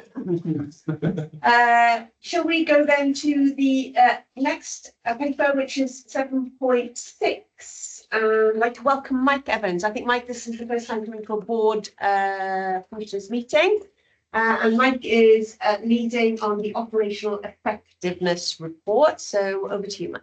Good morning, all. Good morning, Chair. Good morning, Commissioners. Again, we've met recently, so I will keep this as brief as possible due to the time. This is the first introduction into the Board of Commissioners since I've been attached to dealing with recommendations from the review. Well, the review is, as we've been discussed, quite intertwined with the other thematic reviews that are in process. I'm working closely with the leads and stuff on them. The overview of this report is just to put out a roadmap of timeframes and direction on how we're trying to deal with this type of with the recommendations from this report. So the report breaks itself down into 6 recommendations. Recommendation 1 is being covered by the work Matt is undertaken. Recommendation 6 will be directed towards the Chief Fire Officer for a broader review of the structure, and then recommendations 2 and 3 and 4 and 5 sit into 2 categories. One is to review where we are with their operational response or operational effectiveness regarding domestic and dwelling fire incident types, and then recommendation 3 is around the training. Recommendation 4 and 5 is then over the service review or quality assure where the work that's being undertaken. So I've already made progress into recommendations 2 and 2, looking at the current activities that are undertaken by the service and trying to provide or working towards producing a document that provides a level of structure for the work that the activities that are undertaken. based on this document, then there'll be a series of training areas that fall out during the micro teachers. We're looking at further international services for the way they approach, as well as national services, just to see if we can cherry pick what they do. The ultimate aim isn't to change everything drastically overnight, is to provide a level of structure for the work that we currently carry out. The document, the initial draft document for recommendation 2 is in draft form and is currently going out to be reviewed at the moment. There is training and planned for the first quarter of next year to give the operational crews, tactical officers, an awareness of our approach to this. Once that is underway, then we'll be looking at recommendations 4 and 5. Recommendations 4 and 5 will be able to train and establish a central team that deals with our operational assurance and also utilises the support from a tactical manager cadre to put in an operational assurance or quality assurance process for our incidents. That at the moment we currently look at as more of the sampling method, but it's having a look at a whole scale method for the way that we view what we do. That feeds back into the micro teachers and stuff that Neil talked about earlier on, because if our teaching and stuff is out there, once we're reviewing our incidents, we can see if these techniques and stuff are being used. In general, the report does outline where each of the recommendations, the timeframes for them being started, because we are under some quite tight deadlines for when this report was produced. I've put in very similar to what Mike's done. So we're having a look at each recommendation and the percentage and stuff as we're building through them, and I will feed that into future updates. Unless there's anything specific, and with the timelines and our discussions that we've covered previously, if there's any questions directed on this report, I'm happy to take them now. Thank you very much, Mike. Really appreciate it. And as you said, you were able to give commissioners a full briefing just a week. Yeah. Just A week ago, yeah. Yeah, just a week ago. So we're very grateful for that. So any questions to Mike? Carl? Sorry, Chair, I suppose just a point on the timelines. Our advisor has given us timelines, but it's for us to implement the recommendations. So the timelines are helpful because it gives some aspiration and indicative direction of travel. But we've got to do the right thing. Yes. We shouldn't be tied up by timelines that are arbitrarily set. So just point really, I suppose, just on that one.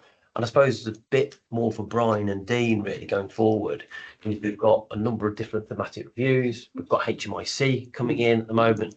There's quite a lot of crossovers, and then how we kind of manage this whole work going forward is probably just one that just needs some thought post HMIC's report landing as well, really.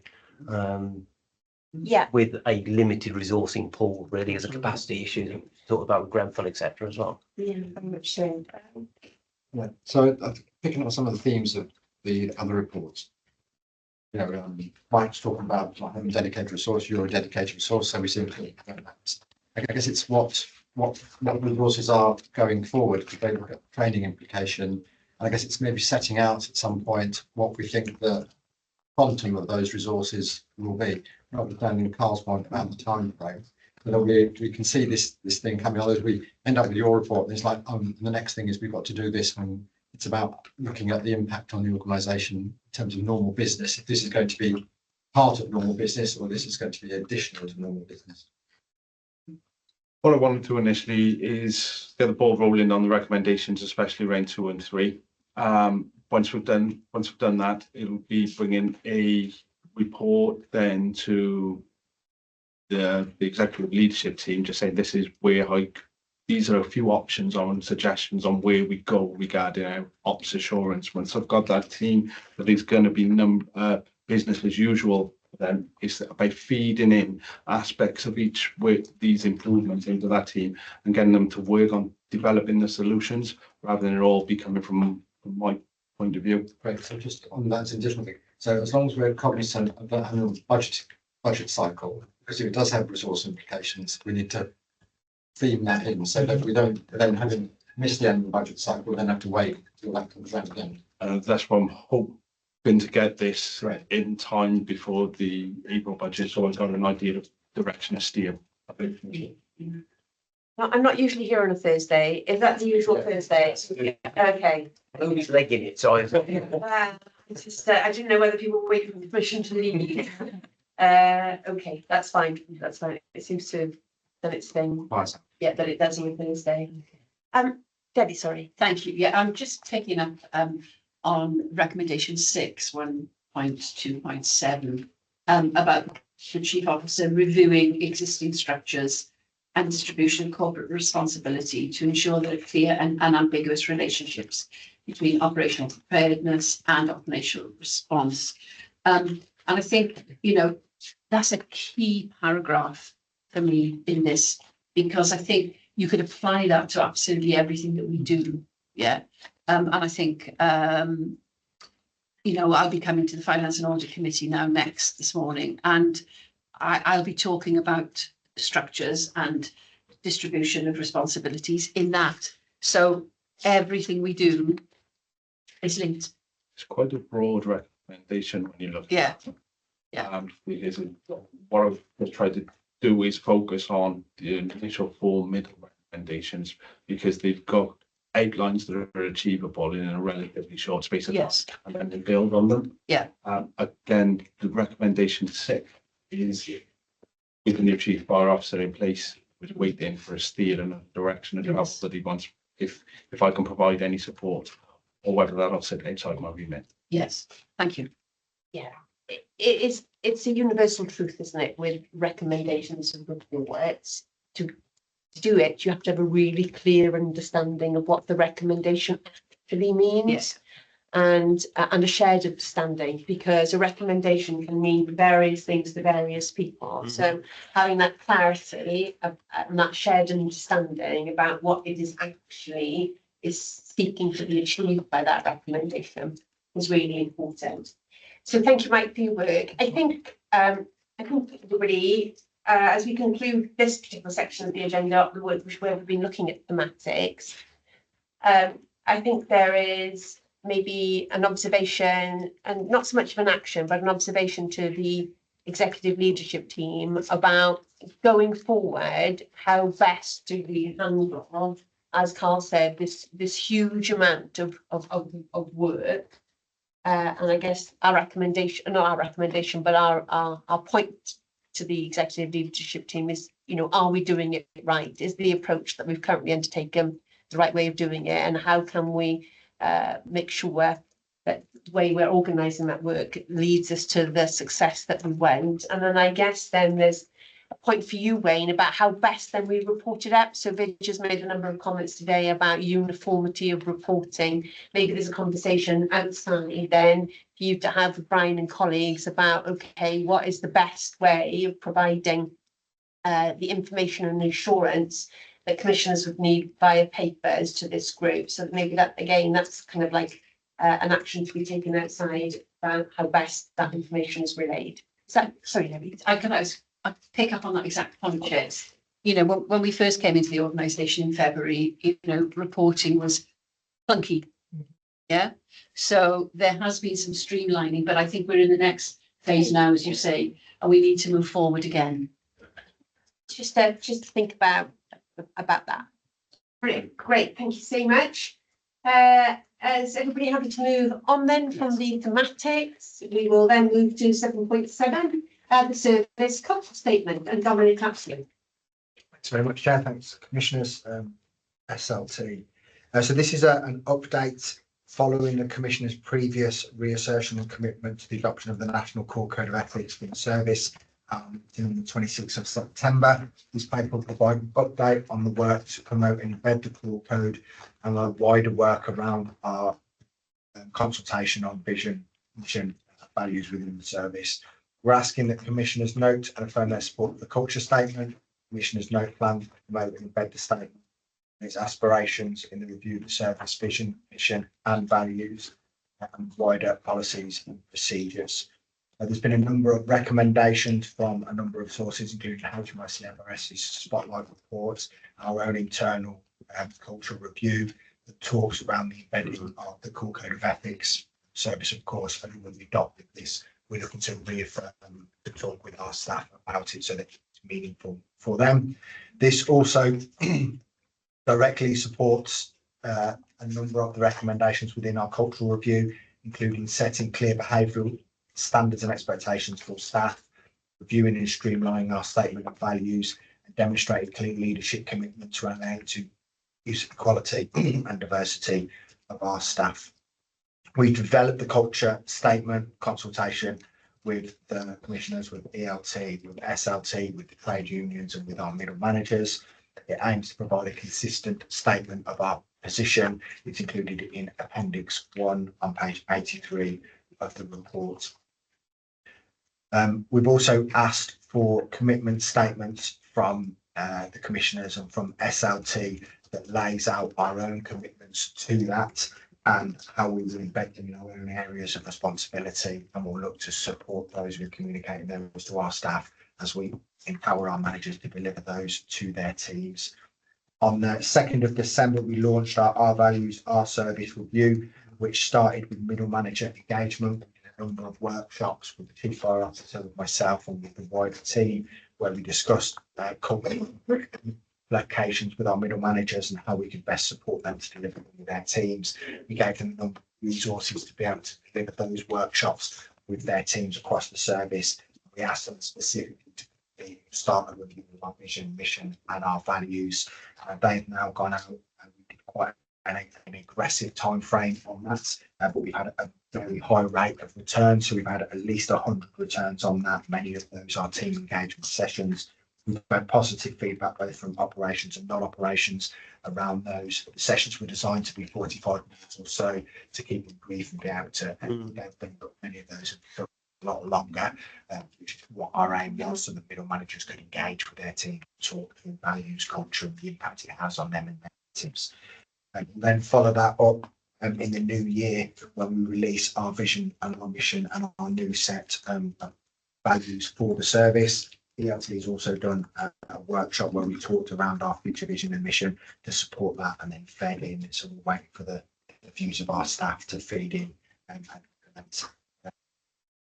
So the recommendation is that the commissioners note the cultural statement and the future approach and support for it. Thank you very much, Dominic, for the paper and your introduction. Comments, questions, Debbie? I like it's on one page. Well done. Thank you. Okay, going back to the micro learning earlier, because otherwise it gets lost in the source. So within that one page, you know, I like the effectiveness and the efficiency of what we're focusing on here. And I like very much that, you know, ideas have come from the workforce, both operational and other staff. We've got to walk the walk though, haven't we? You know, and that's embedding this culture. It, you know, in some ways it shouldn't even have to have been written, but it has had to be written. And that's why we're sitting here. So what are your thoughts, or how are we going to make sure that we are walking the walk? How do we do this?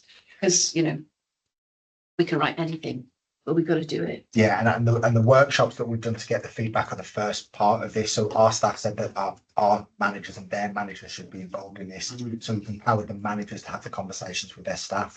As part of that workshop, they are talking through with their teams their responsibilities as part of the core code of ethics, and we're asking them to provide examples of when they've done that, so that we can reconfirm that teams understand it. So every team in the service will feed in, they will confirm that they understand the code and have that applies to them, and they will give us examples of how they've done that, so that we can confirm that they do understand it. We'll then take their feedback on the vision, the mission, and the values. We'll then take that to ELT, SLT. We'll confirm those up and re-communicate them starting next year. And there'll be some projects where we need to ask staff to go and deliver our vision, our mission, and our values, and reduce risk in the community, and feed that back into us so that we can continue to reaffirm that that is happening effectively and that they understand those processes. And this statement goes out everywhere, yeah. You know, it's out there in the community, it's out there with our stakeholders, it's out there with the public. This is us. Absolutely, and it will have our commitments as an ELT that supports that, so it will be very clear what my role is and what my commitment is and how I'm going to deliver it with the team. We're then going to build on that as we release our vision, our mission, our values, our leadership ethos, how we're going to work as a senior leadership team, what our own personal leadership styles are, and we'll develop a document of resources that talks to our staff about leadership, their role in leadership, and how they can. Everyone's a leader. Absolutely. Thank you. Rich? Great, we've been waiting for something like this to be, we've got traction in the organisation.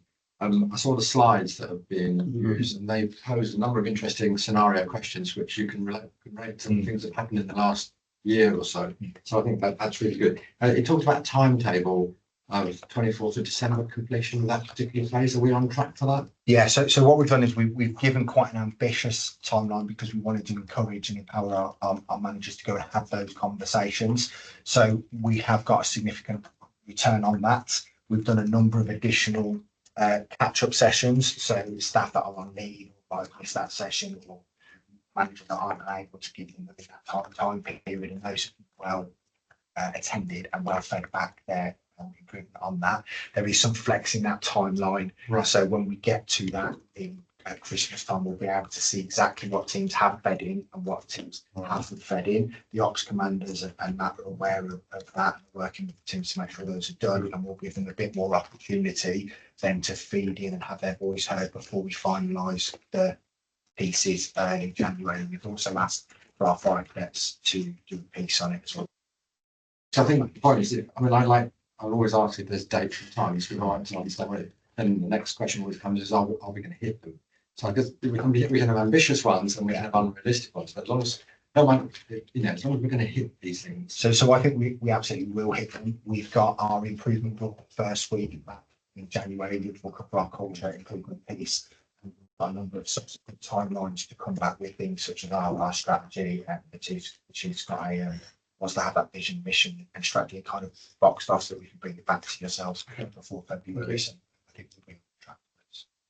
Carl, do you have a point? Just a very quick one, because I appreciate we're making your chair really difficult. No, Um, fine. So 10,000 Gob session, we've got Yes. that. Yes. I'm presuming you think about it, Dominic, you always do, around how that builds in to support some of this work, because I think that's So early that part of is the year. January the Sorry. 20th, that piece of work. So we're just looking at communicating that out with staff and how we can get staff to attend that. And then we've had some conversations with the university, with the chief and the relevant stakeholders that fed into it, people from Alison's team, etc., that did it last time. So we can look at how we capture that.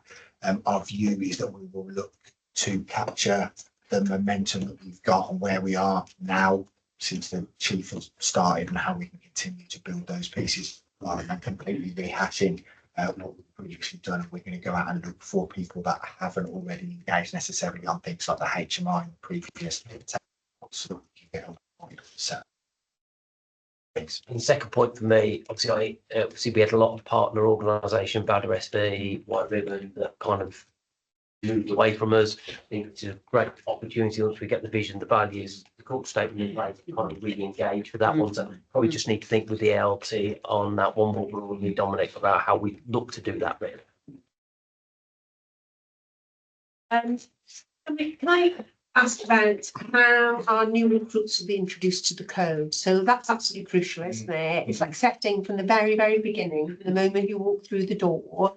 First of all, recruiting to values.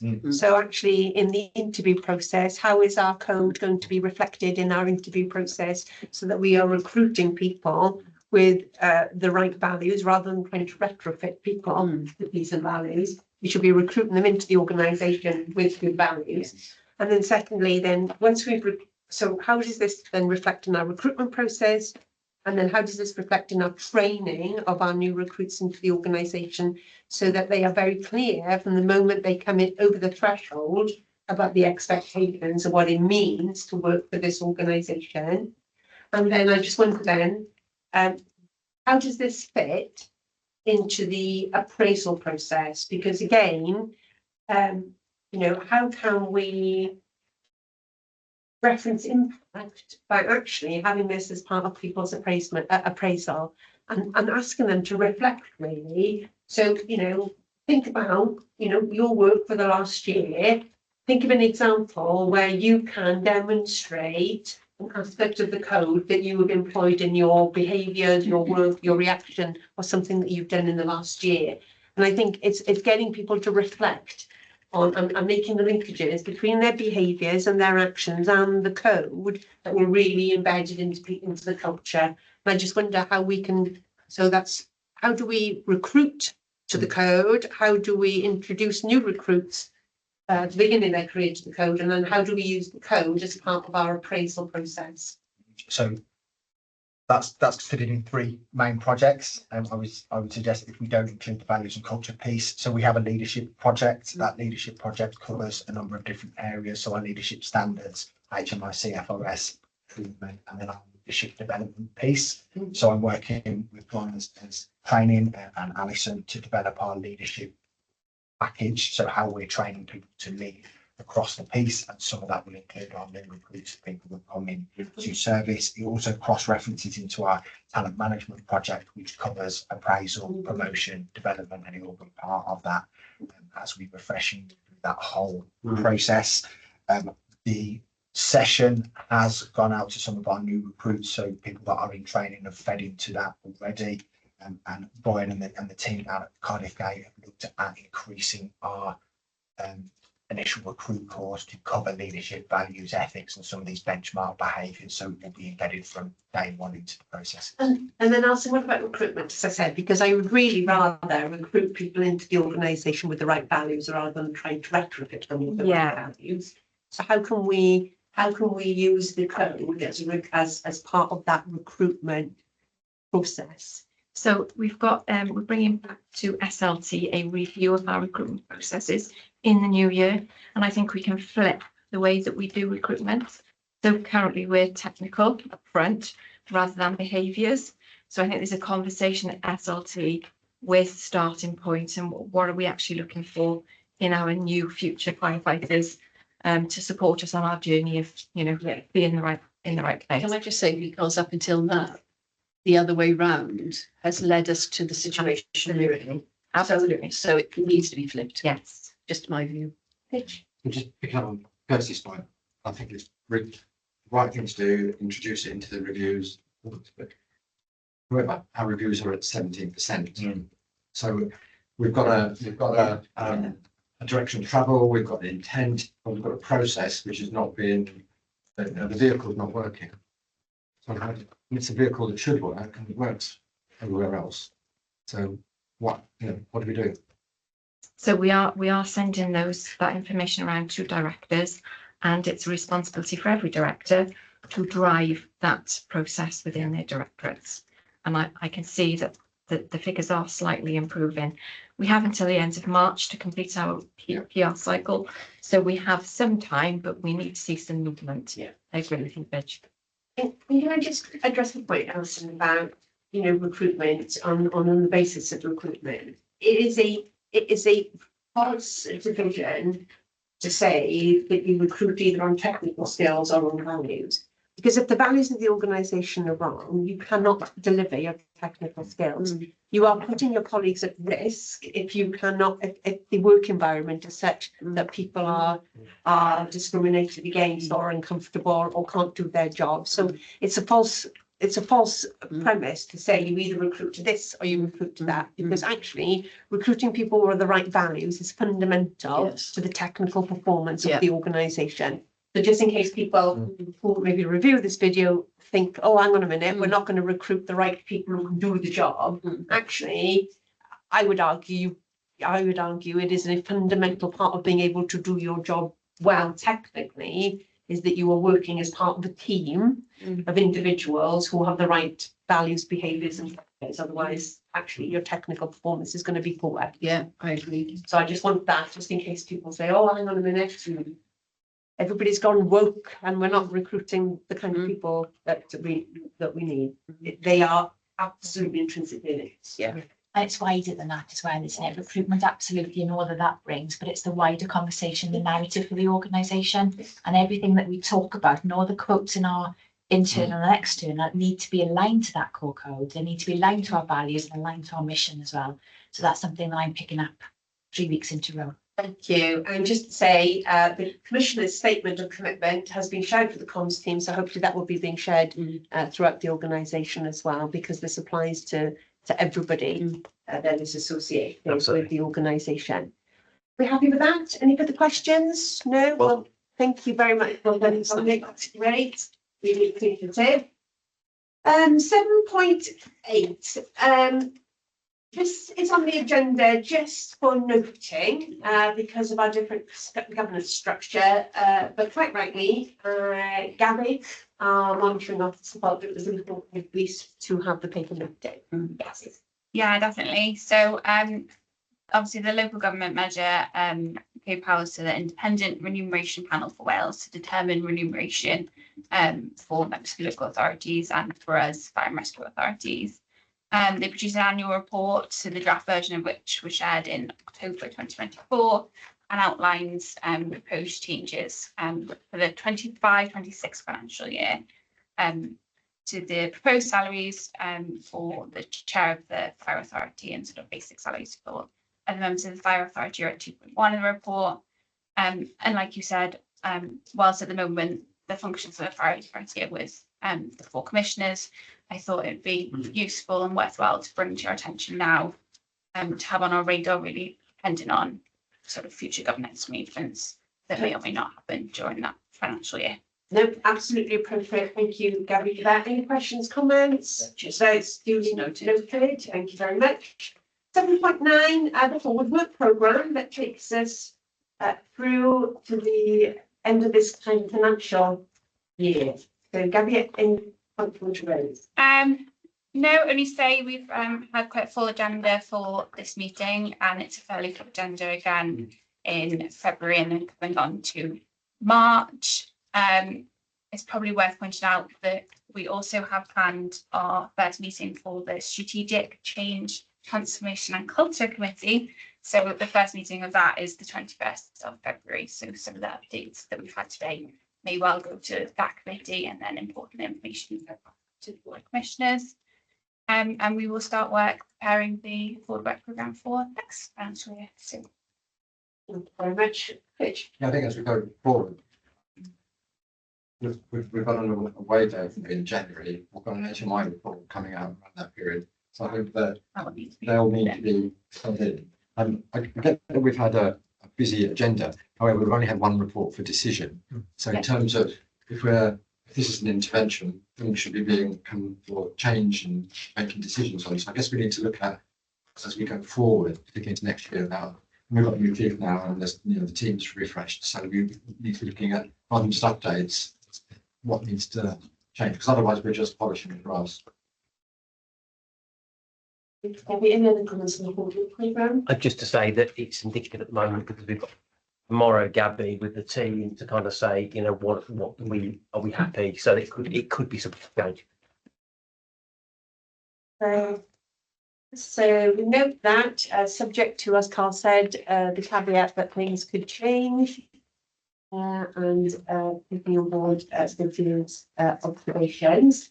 Thank you for that. So we'll turn then to the final item, which is any items of business that might be urgent. I have not received any, and is there anything that anybody wants to raise here? So the last item really, and it's remiss of me, but I've been properly nudged by my assistant to my right. I should have, in my chair's announcement, passed on my congratulations to Bingo and to Brian on their appointment to their substantive roles. Congratulations, gentlemen. We're really pleased for you, and really pleased that the permanent leadership structure is beginning to emerge, which is really important, taking the organisation forward. So I should have done that at the beginning. I'm so sorry that I didn't. It's my bad. It's almost like the world has moved on, isn't it? So quickly. That was last week's news. We're moving on. But congratulations. If there is no further business, can I thank everybody for their hard work and preparation of the papers today, and for your attendance this morning. Can I wish you all, I probably might not see some of you, but I wish you all a very Merry Christmas. And I hope that People will get a little bit of downtime, a little bit of rest after what has been a really, really busy and intense year, especially to you for the Christmas season. Yeah. Okay. Thank you all. Thank you. Meeting is now closed. Thank you. Unless everyone's got a laptop.